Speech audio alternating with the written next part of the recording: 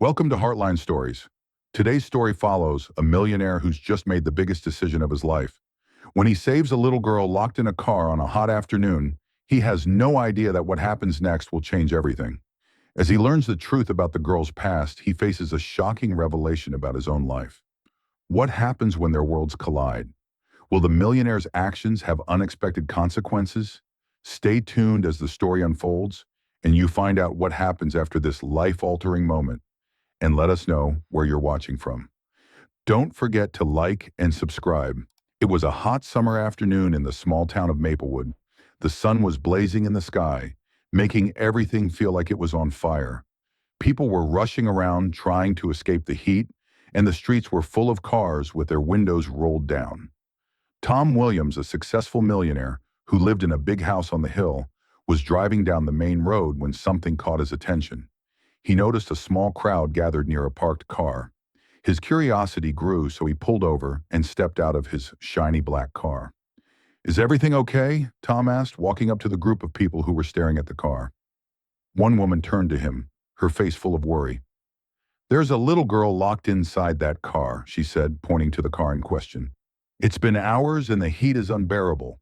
We can't get her out." Tom felt a jolt of panic in his chest. He rushed over to the car and saw a little girl, about 5 years old, sitting inside. Her face was pressed against the window, and she looked scared and uncomfortable. Her cheeks were flushed from the heat, and Tom could see that she was sweating heavily. Tom quickly checked the door, but it was locked. He tried pulling on the handle, but it wouldn't budge. "Don't worry, sweetie," Tom called out to the girl. "We're going to get you out of there. Just hang on." The little girl blinked at him and then nodded. Her eyes were wide with fear, but she seemed to trust him. The people around him were trying to help, but no one knew what to do. Tom thought for a moment and then reached for his phone. He called the local emergency number, explaining the situation. "Please hurry. The girl is stuck, and it's getting dangerously hot in there," Tom said urgently into the phone. As he waited for help, Tom's mind raced. He couldn't believe someone had left the girl locked in the car for so long. It was a terrible mistake, and now she was in danger. Tom had to do something to make sure she was safe. Minutes seemed like hours as he paced back and forth, keeping an eye on the little girl. The sun was beating down on the car, making the temperature inside rise rapidly. Tom kept talking to her, trying to keep her calm. "Everything will be okay," he said with a reassuring smile, though he was starting to feel the pressure of the situation. Finally, the sound of sirens echoed down the street. Tom's heart lifted when he saw the fire truck and ambulance pull up. Firefighters rushed out of the truck and sprinted toward the car. One of them pulled out a special tool designed to unlock car doors. With a few quick movements, the door clicked open. Tom rushed to the girl, scooping her up and carrying her to safety. "Are you okay, little one?" Tom asked, his voice soft. The girl nodded, her eyes filled with tears but also with relief. "Thank you," she whispered. The firefighters and paramedics quickly checked her over. Luckily, she wasn't too badly affected by the heat, but they still insisted on taking her to the hospital to make sure everything was fine. Tom stayed by her side, holding her hand and making sure she felt safe. He had no idea who the little girl's parents were, but he promised to help however he could. As they left for the hospital, Tom couldn't help but feel a mixture of anger and relief. How could anyone leave a child alone in a car on such a hot day? It was a mistake that could have turned tragic, but for now, Tom was just thankful that the little girl was safe. As they reached the hospital, the girl's parents finally arrived. They looked frantic, almost as if they were in shock. When they saw Tom holding their daughter, their faces softened with gratitude. "Thank you so much for saving her," the mother said, her voice trembling. We, we didn't know what happened. We never meant to leave her there for so long." Tom nodded, feeling a sense of satisfaction knowing the girl was safe. But something about the whole situation bothered him. Why had they left her alone for so long? He would never forget the girl's terrified face pressed against the window. He looked at her parents again. There was something they weren't telling him. Tom stood there, holding the little girl's hand, trying to keep his own emotions in check.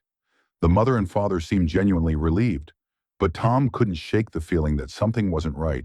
Their eyes avoided his as they spoke, and he noticed how their voices trembled just slightly when they thanked him. Are you sure everything's okay? Tom asked the parents, trying to sound calm, though his mind was racing. The father nodded quickly. Yes, thank you for your help. We must have just lost track of time. She's fine now, thanks to you. Tom raised an eyebrow.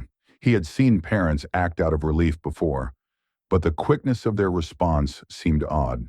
It's just that you said she was locked in the car for hours. Why wasn't anyone around checking on her? The mother shifted uncomfortably, her eyes flicking to her husband. She bit her lip before answering. We were at work. We couldn't get back earlier. The car's in a safe parking spot, and she always has her tablet to keep her busy. It's just an accident. Tom wasn't convinced. Something about the story felt off.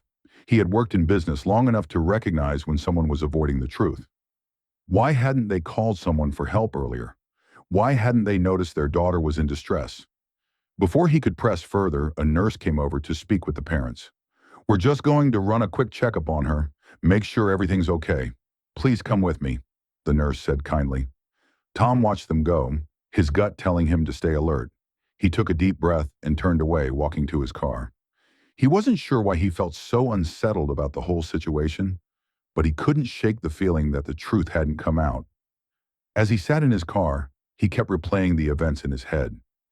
Everything had happened so fast, yet Tom couldn't let go of the suspicion that there was more to the story than met the eye. He couldn't let it go, not when a child's safety was involved. The next day, Tom decided to visit the family's house. He didn't have a clear reason, but he knew he had to see for himself if everything was as it seemed. He rang the doorbell, and after a moment, the father answered. Mr. Williams, what can I do for you? The father asked, looking slightly surprised. I just wanted to check in on the little one. Make sure she's okay after yesterday, Tom replied, trying to sound casual. Of course, she's doing well now. Thank you again for your help. The father smiled, but there was a slight hesitation in his eyes. Tom nodded, then glanced past the father into the house. It looked tidy, but something seemed off. There was a slight emptiness to the place, as if no one was truly living there. Everything okay with you guys? Tom asked, keeping his tone light but probing. The father shifted on his feet. We're fine, just a little stressed. It's been a long week. Do you mind if I take a look at the garage? Tom asked without thinking. It was an odd request, but something in his gut told him that the father might not be telling him everything. The father's eyes narrowed slightly. The garage? What for? Tom gave him a polite but firm smile. I'm just trying to make sure everything's all right. We never really talked much about your daughter's tablet, or why she was left in the car for so long. For a moment, the father didn't speak. Then without a word, he stepped aside. Fine, but it's not much. Tom walked past him, heading to the garage. As he opened the door, his eyes scanned the room. It was a cluttered space filled with boxes and tools. But what caught Tom's attention was the corner of the room, where a large crate was stacked high with boxes covered in dust. Tom's heart began to race. There was something in that crate, something that didn't belong. He walked toward it, feeling an uneasy excitement in his chest. The father was still standing by the door watching him. Tom was about to reach for the crate when suddenly a voice called out from behind him. Stop! Tom froze, his hand just inches away from the crate. He turned around slowly to see the father standing at the door, his face pale and his eyes wide. The tension in the room was thick, and for a brief moment, neither of them moved. Please, the father said, his voice shaky. Just let it go. Tom stared at him, his mind racing. There was something wrong, something hidden. He couldn't ignore the feeling that this was more than just an innocent mistake. What's in there? Tom asked, his voice calm but firm. The father swallowed hard, then took a step forward. It's nothing. Just some old stuff we never use anymore. Tom didn't believe him. You know, Tom began, if it's nothing, then why are you so nervous? What are you hiding? The father's hands trembled as he reached out, blocking Tom from going any further. Please, you don't understand, he said in a quiet, desperate tone. I didn't mean for any of this to happen, but I made a mistake, a huge mistake. Tom's heart skipped a beat. What mistake? He pressed, his voice steady despite the pounding in his chest. The father's face was now drenched in sweat, and it was clear that whatever was in that crate, it wasn't just old stuff. I, the father's voice faltered, and he seemed to lose his confidence. He looked down, then back up at Tom. It wasn't supposed to be like this. I was trying to protect my family, but I got in too deep. Tom stood still, watching him closely. Protect your family? Protect them from what? He couldn't piece everything together yet, but he could tell the father was trying to cover up something much darker than he had imagined. The father took a deep breath and then, with a reluctant sigh, stepped aside. Fine. You want to know? Look for yourself. Tom stepped forward and pulled open the crate's lid. His heart raced as he peered inside. What he saw inside the crate took his breath away. The items were not just random boxes or old junk. There were carefully packed objects, photographs, and personal items that looked disturbingly familiar. Then in the back of the crate, Tom spotted something that made his stomach twist. It was a child's stuffed animal, a little teddy bear, worn from years of love and use. It looked just like the one the little girl had been clutching in her arms when he found her locked in the car. Tom turned back to the father. This bear, this is hers, isn't it? The girl who was in the car? The father didn't answer immediately. His eyes dropped to the floor. Yes, he whispered. Tom's mind raced, and a cold realization settled in. The girl wasn't just an innocent accident. She was connected to something much bigger. Tom had felt the unease earlier, and now it was clear why. What's really going on here? Tom asked, his voice low and full of disbelief. You said you were trying to protect your family, but from what exactly? The father stood silent for a moment, then looked Tom straight in the eyes. She's not my daughter. She's my niece. And her parents, they're gone. Tom's breath caught in his throat. This was even worse than he had imagined. The father wasn't just a confused man making a bad decision. He was hiding something far more sinister. He needed answers, and now more than ever, Tom knew he was on the edge of a much deeper mystery. But just as he was about to push for more information, there was a noise from the other room. A voice. A child's voice. Tom turned quickly, heart pounding, as the voice grew louder, clearer. Daddy? Tom froze. The voice was unmistakable. A child's voice, soft yet filled with a hint of fear. It was coming from the other room. The father's face went even paler, his hands shaking as he stepped back from the crate. Please, Tom. You don't understand. Just leave it alone, the father pleaded, his voice cracking. But Tom couldn't ignore the desperate tone. He had already seen enough to know that something was terribly wrong. Tom's instincts kicked in. He moved quickly, his heart pounding in his chest, and headed toward the sound of the voice. The father reached out to stop him, but Tom pushed past him, his mind racing. As he entered the next room, his eyes locked onto a small, frightened girl sitting on the floor, clutching the teddy bear from the crate. Are you okay? Tom asked gently, kneeling beside her. She looked up at him, her wide eyes filled with confusion and fear. The father followed Tom into the room, his expression filled with anguish. Please, she's been through a lot. You don't understand. Tom turned to face the father, his voice firm.